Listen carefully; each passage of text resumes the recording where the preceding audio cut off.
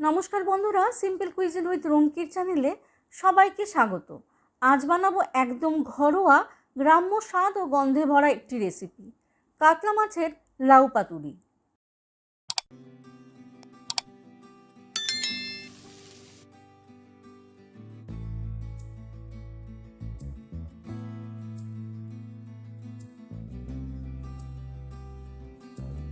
বাজার থেকে লাউ শাকের ডাঁটি নিয়ে এসেছি। এর থেকে শুধুমাত্র কচি কচি পাতা ছিঁড়ে নেব। পাতার পিছনের দিকে ডাঁটির মতন অংশ থেকে আলতো করে পাতার যে শিরা থাকে তাকে বাদ দিয়ে দেব।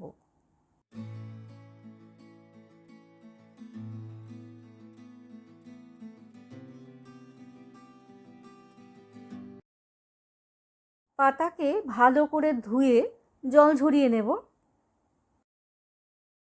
পাতুরি করার জন্য মশলা করে নেব।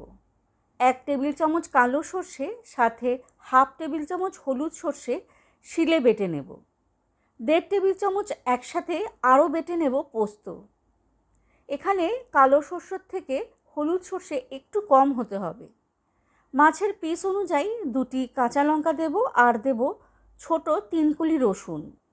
এবারের একটি মিহি পেস্ট করে নেব।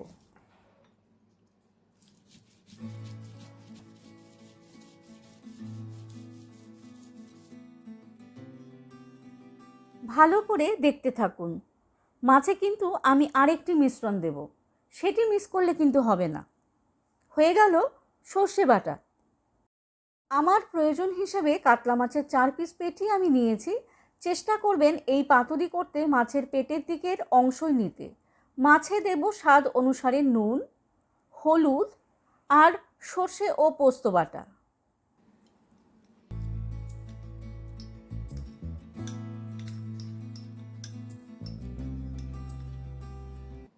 জল ঝরিয়ে নেওয়া লাউ পাতার মধ্যে একদম কচি কচি পাতা আমি আগেই রেখে দিয়েছিলাম। ছোট ও কচি পাতাকে আমি শিলে বেটে নেব। লাউ পাতা বাটা আমি মাছের সাথে মিশিয়ে নেব। লাউ পাতা বাটা সর্ষে পোস্তর যে বাটা তার সাথে মিশিয়ে পাতুরিটি বানিয়ে দেখবেন।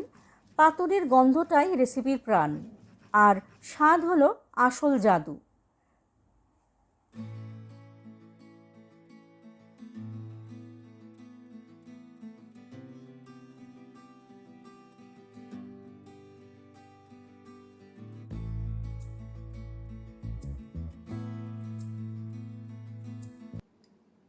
যেরকমটি বলেছিলাম, লাউ পাতা বাটা মাছের সাথে ভালো করে মাখিয়ে নেব।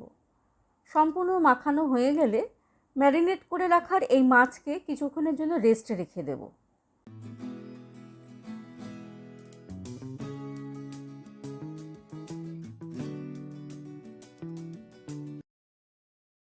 সব শেষে মিশিয়ে নেব 1.5 টেবিল চামচ মতন সর্ষের তেল। এবার সব কিছুকে ভালো করে আবারও মেখে নেব।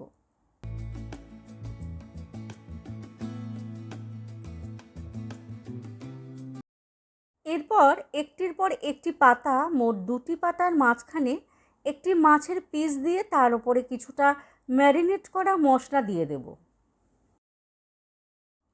আর মাছের ওপরে দিয়ে দেব একটি কাঁচা লঙ্কা। এরপরে পাতাকে চারিদিক দিয়ে মুড়ে সুতো দিয়ে ভালো করে বেঁধে দেব।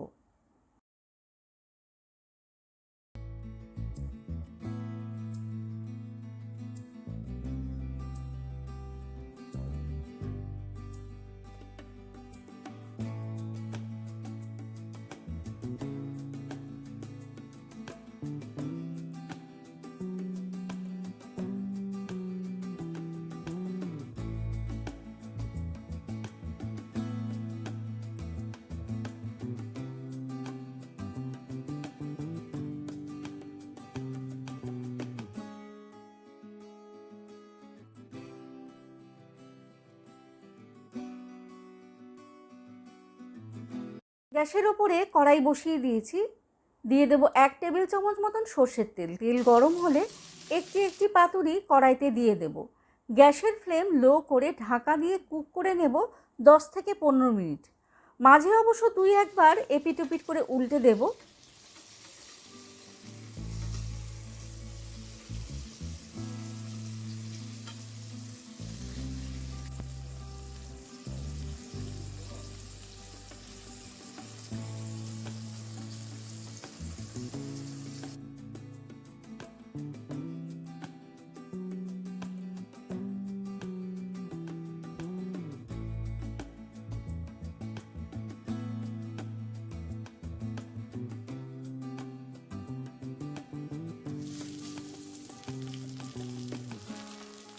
ঢাকনা খুলতেই কী যে দারুণ গন্ধ, এ না করে খেলে বুঝবেন না।